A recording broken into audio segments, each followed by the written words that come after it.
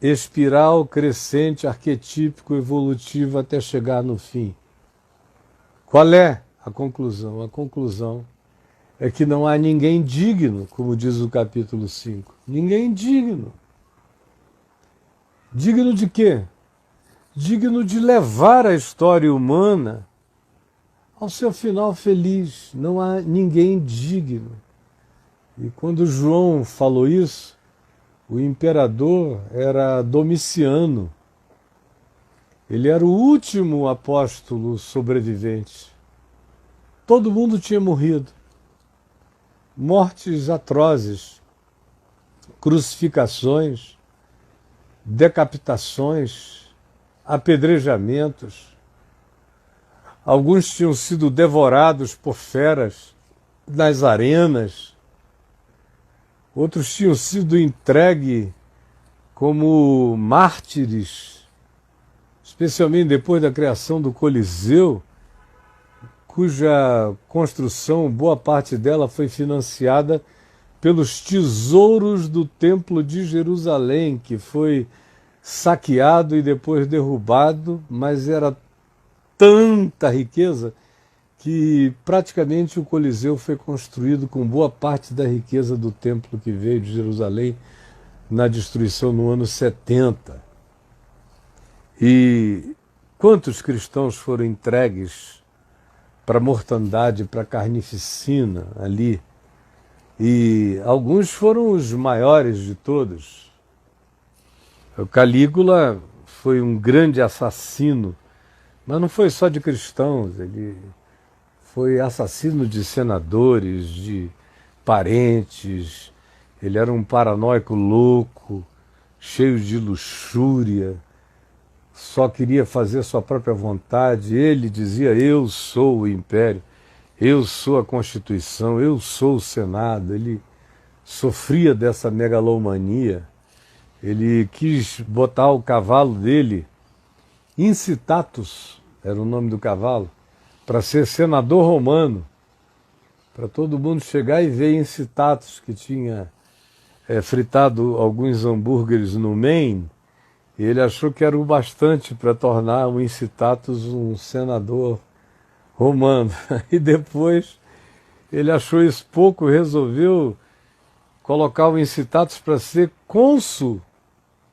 Cônsul era o segundo posto depois do imperador, era o cônsul. Para decidir tudo, era uma espécie de executivo do império. Era o cavalo dele. Você vê a loucura do que a gente estava vivendo ali, do que os irmãos estavam vivendo sob Calígula, né? Um louco, desvairado. Aí, depois dele, você tem alguns reis fracos, ou imperadores fracos, como Cláudio, mas que era um cara ardiloso, cheio de vícios sexuais, pedófilo ao extremo, se retirou por completo de Roma, foi morar em Capri, Anacape, no meio do oceano, onde ele abusava dos garotinhos e adolescentes e mulheres e bacanais e loucuras, até que veio Nero, não é? E Nero era um doido que se sentia um gênio, um artista, que achava que Roma estava desperdiçando o talento artístico dele. E, por outro lado, ele tinha problemas graves, tanto ele quanto Calígula, problemas mentais. E ele tinha uma megalomania, uma mania extraordinária, um culto a si mesmo incomparável. E todos no império existiam para ele. Tudo que existia, existia para atender o desejo e a vontade dele. Então ele fazia o que ele queria, ninguém se opunha. Hoje em dia, quando alguém se opõe a um louco no poder, ele destitui o cara. Naquele tempo, matava-se. Mas era pelas mesmas razões, pelo mesmo absurdo. E é através de Nero, na sua loucura, que resolve chamar a atenção daquilo, desviar a atenção daquilo que ele gostaria, era um momento de muita fome, miséria, e ele distraía o povo com circo, morte, gladiadores, distribuição de pão, mas tinha chegado uma hora tão calamitosa que o povo já não estava mais conseguindo se deixar iludir por ele. Então ele resolveu criar um inimigo. Quase todo imperador maluco ou autoridade maluca precisa de um inimigo. Sem um inimigo ele não sabe viver, ele tem que inventar um. Quando não tem nenhum opositor externo sendo inimigo dele, ele cria um do lado dele. Mas faz parte desse traço de doença mental que a gente encontra em toda a história humana, nesses seres que ficam tomados pela ideia de exacerbação de poder pessoal, quando eles se confundem com a própria autoridade das coisas. Como era normal no Império Romano e como se tornou normal em todas as ocasiões em que surgiu um idiota com pretensões tirânicas. É assim que acontece. Eu estou falando aqui o que aconteceu no Império Romano e tem alguém dizendo virou palanque. Cara, vai estudar história, eu só estou repetindo a história. Se você não gosta das semelhanças com o que você idolatra, vá dar um jeito na sua vida, mas eu estou aqui falando a verdade da história e que incomoda você, que é idólatra dos Neros contemporâneos. E vá dormir com esse barulho, eu não estou no palanque. Eu estou como João aqui oferecendo a cabeça para quem quiser cortar, enquanto eu falo a verdade. E então, Paulo, Pedro, morrem sob Nero.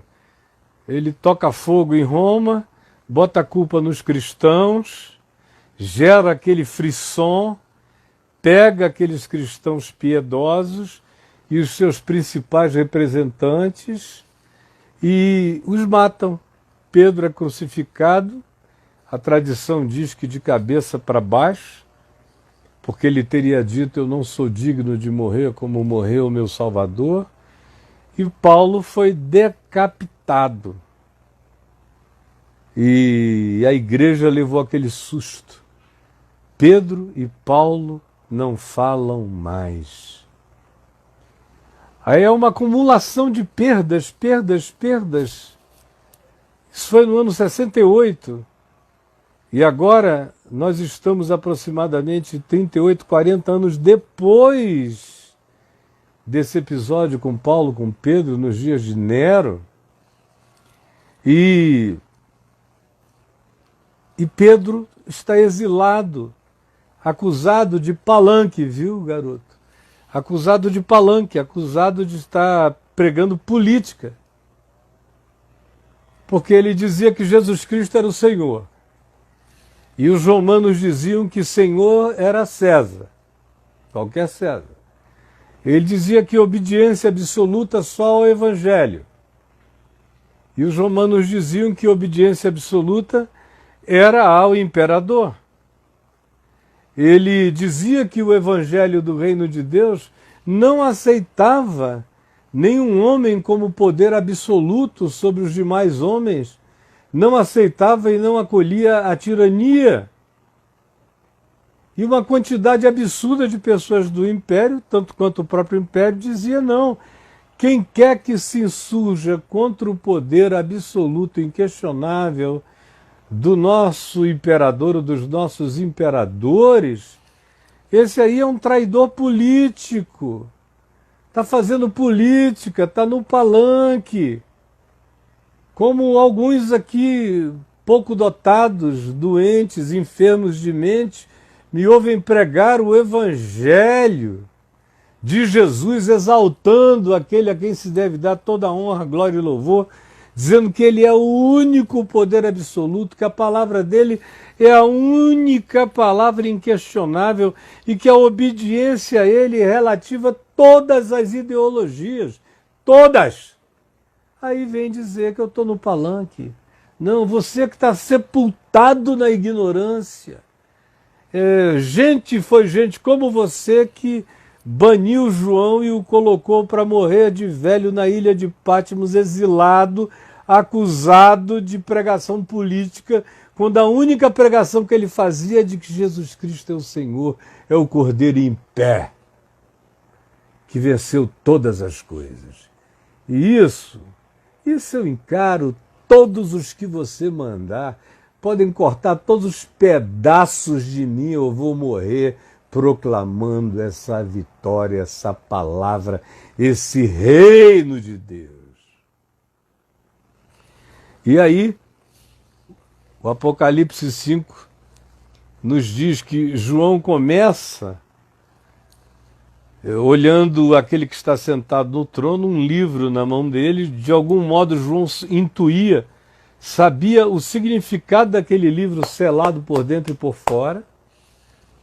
Ele provavelmente lembrou do livro do Jubileu, que era um livro selado por dentro e por fora e que de 50 em 50 anos era aberto, onde todas as propriedades em Israel que tinham sido perdidas durante aquele período de 50 anos, eram devolvidas às suas famílias originais, para que não houvesse desigualdade patrimonial na terra, para que uma só pessoa não se tornasse dona de tudo. Então, ela podia ter até o benefício de ter comprado, ganho, recebido como pagamento aquele terreno por alguma dívida, mas 50 anos depois ele teria que devolver aos donos originais para que houvesse reequilíbrio social, econômico e patrimonial na terra. Isso é o Velho Testamento que está dizendo, não é Karl Marx, é o Velho Testamento. Vocês não conseguem entender não, né? E aí, ele podia estar pensando no livro dos Jubileus, ou ele podia ter na mente apenas a ideia de um livro profético, como eram os livros proféticos ou os livros encontrados naqueles dias. As literaturas que, por exemplo, foram encontradas no século XX, nos anos 40, dos textos do Mar Morto, dos pergaminhos do Mar Morto, não tinham se perdido ainda. Eles estavam em voz corrente nos dias de Jesus, nos dias dos apóstolos, e a maioria deles eram livros selados, com selos para guardar o livro, para proteger, e colocavam dentro de um vaso de barro para que a falta de umidade preservasse o conteúdo do documento. Podia ser alguma coisa assim que ele intuiu, mas ele intuiu. Ele intuiu que aquele livro selado por dentro e por fora era o livro que, uma vez desselado, iria abrir os eventos e as sequências que cresceriam nessa linear, espiral, crescente, até a consumação de todas as coisas, até a volta do Senhor. Isso ele sabia com certeza.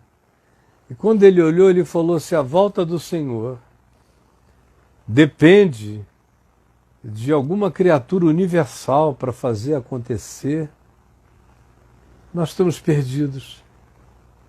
Porque ele olhou e João, que era um pouco mais novo do que Jesus, mas ele tinha visto um pedaço do governo do imperador César Augusto, ele tinha visto Otávio, ele tinha visto Tibérios, ele tinha visto a cidade ser construída a Tibérios no Mar da Galileia, em homenagem a ele, Tiberíades. Ele tinha visto aquela multidão de cidades erigidas pelos Herodes em homenagem aos Césares em Israel. Só não tinha culto ao imperador, mas era cheio de toda a idolatria que o imperador gostava. Ele tinha visto Jerusalém ser derrubado, o templo destruído. Ele tinha visto antes disso Jesus ser morto. Ele tinha visto os colegas dele todos serem levados ao martírio e os melhores irmãos e irmãs de consciência serem também eliminados. Ele tinha visto o vazio que tinha ficado, a oquidão, a falta de consciência. Ele tinha visto tudo aquilo, ele estava em depressão, profunda depressão. É quando o texto da Escritura nos diz que ele vê o livro na mão direita daquele que estava sentado no trono e olha para aquele livro selado por dentro e por fora. E o coração dele não sabe o que imaginar. Há um anjo forte gritando: quem é digno de abrir o livro? Aí ele pensa em todos os Césares romanos, são todos uns loucos, uns palermas, todas as realezas egípcias, todos os imperadores de reinos distantes, todos uns loucos, idiotas. Os que ele conhecia, ele estava longe ainda de conhecer o que viria. Aí ele se desanima quando ele olha para o horizonte, ele diz: não tem. Só tem gente pensando na glória da sua própria insanidade. Nós estamos perdidos. Ele olha para o céu e não tem no céu. No céu não tem. Ele não coloca a sua esperança em nenhum anjo, arcanjo, principado, potestade. Ele não diz, quem sabe, o principado de Israel, representado pelo arcanjo Miguel, vencerá e abrirá o livro. Não. Ele diz, a soma de todos esses seres celestiais do bem não promoveriam a redenção da história sozinhos, não levariam a história humana ao seu desfecho necessário, nenhum deles. Nem o poder das trevas, nenhum diabo, nem a soma dos infernos. João aprendeu logo, aprendeu cedo, que quando Satanás disse a Jesus, tudo isso eu te darei, se prostrado me adorares, não passava de falácia. Quando ele disse, eu tenho os poderes desse mundo na minha mão, ele tem para fazer o mal, mas ele não os tem para fazer o bem. Ele não consegue realizar o bem. O bem está para além de Satanás. Ele realiza o mal. Alguém aqui pediu para eu tirar o comentário. Eu vou tirar por um pouco, mas depois eu vou botar porque eu vou chamar o Braulio. O mal não tem o poder de fazer o bem, não se vence o mal com o mal. Aí ele olha para os reinos e poderosos deste mundo e diz, só tem louco, perverso. Ele olha para os céus, para a soma de todas as dimensões e camadas celestiais e diz, ninguém tem o poder de pegar a história humana e ir abrindo os seus fenômenos que se desencadeiem até que eles façam a sua convergência no momento final, quando o Senhor vem.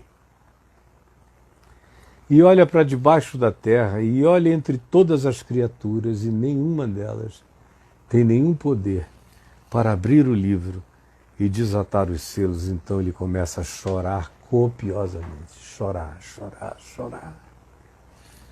E o texto grego nos dá a entender que o choro é copioso, é veemente, é soluçante, é sem consolação. É um choro sem consolação. Até que um dos anciãos toma a palavra e diz, pare de chorar. Para, João. Para de chorar. Você esqueceu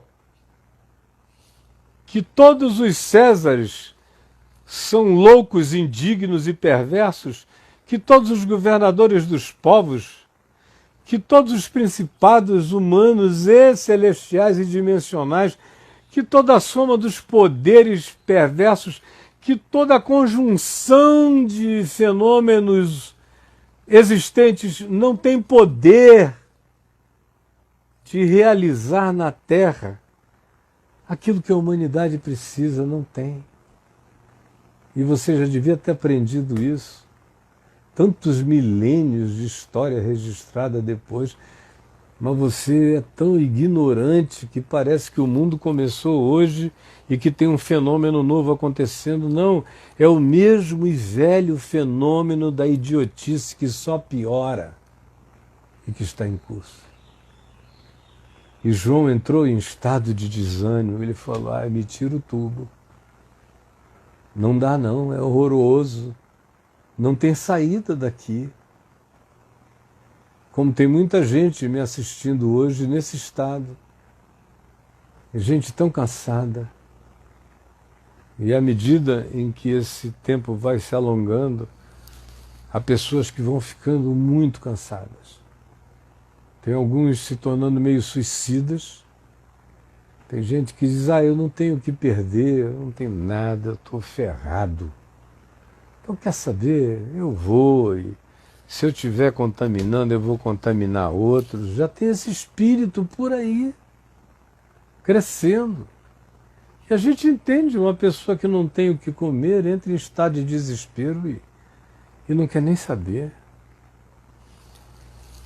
Tem outros que não, que têm o que comer, têm provisão, mas estão entrando em estado de solidão, de angústia, de medo, de pânico.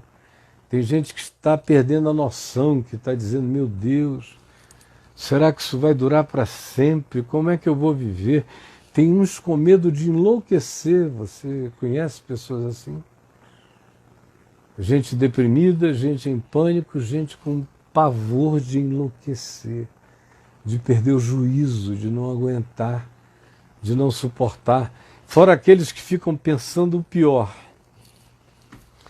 E se meu pai morrer numa hora dessa, eu não vou poder vê-lo. Aí já sepulta o pai 1000 vezes, sofre angústias crescentes. Entra daquele choro para o qual não há consolação. É trágico.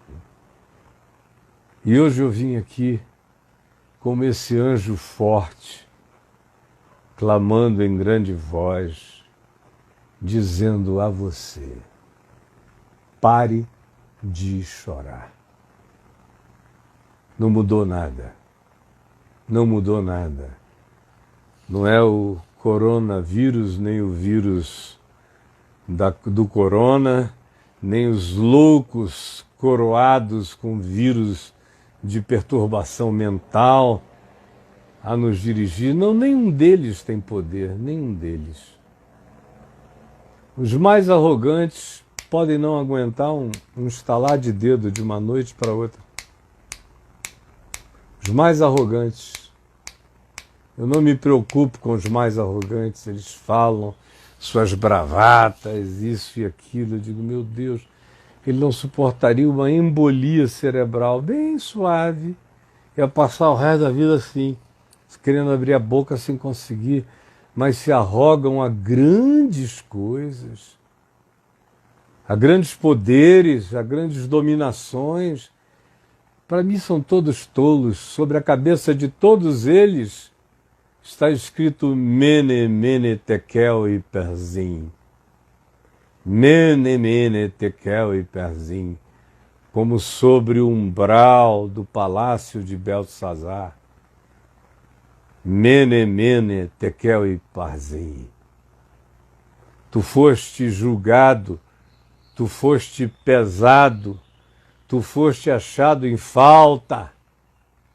Eis aí o juízo de Deus sobre ti, ó arrogante, imbecil arrogante, achando que pode manipular as coisas de Deus, brincar com os artefatos da simbolização da fé, inconsequentemente, olha, eis a mão do Senhor sobre ti e sobre todos os que são assim.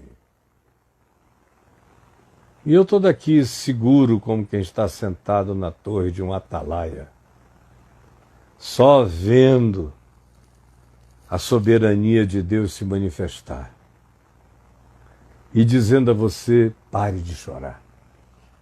Enxugue essas lágrimas hoje.